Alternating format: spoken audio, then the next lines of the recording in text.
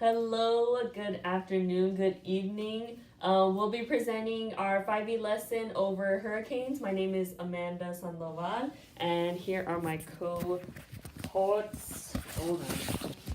My name is Krystal Martinez. Bianca Espinosa. And our topic is going to be about hurricanes. For the engagement, what we would do is start asking probing questions such as, how does a hurricane form? Where do hurricanes usually hit? What area is affected by hurricanes that are near us? And how do they determine how strong a hurricane is? So after we ask the questions, just to see their prior knowledge, we would show this video explaining the categories. Those categories, kind of predictable. So let me show you. Let's start off with a Category 1 storm. And the damage here not too bad. And as if you can see right here, the winds start wherever it gets. If it gets higher, that means the category changes. That's where you really start to feel it. Look at the wind. And after we show that video, we would go into our exploring, where we would have each child get one of the hurricane images from the book that they should have read already, such as Ike. Once they get the image, they would go into the computers, research all their information, such as how strong the winds are, what category is, where it was located, and then they would come to our desk, and pick up a little cotton ball hurricane that we created, and they would go into the map on the wall and just plot it to where it is. If it happened in Galveston, they would put it here. If it happened around Louisiana, Mississippi, they would put it there, and then Florida down here. Also, what they would do, they would graph.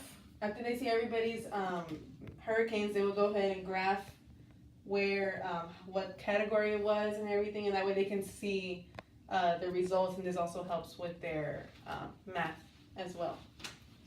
Okay, so for our explain part, we would do a bingo, which is to help.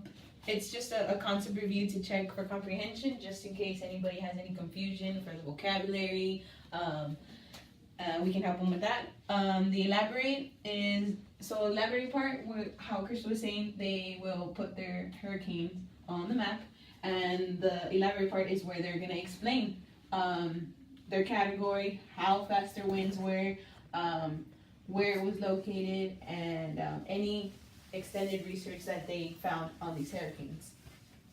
So right now, Amanda's gonna show us our evaluate. So for our evaluate, we wanted to do something a little different and kind of mix it up. Instead of taking a test or writing a report, we wanted our students to create their own hurricane. Here they have already, researched and read about what is a hurricane, how do categories correspond with wind speed, where do hurricanes happen. Okay, so what we're doing here, instead of them doing more research, they're using the research they already have to create their own hurricane. They'll name it, they'll categorize it, they'll correspond the wind speeds, all that. They'll even try to determine rainfall, storm surge, we'll see about that. So then as they present it, what we're gonna do is have them be newscasters almost. There's always a newscaster that's in the middle of a hurricane, and they're there trying to hold on to all their stuff. So that's what we want to have. We want to have our kids to have fun. We want them to enjoy what they're learning, and just to mix it up every once in a while. I'm not saying we're going to do that for every project, but that should be a fun one.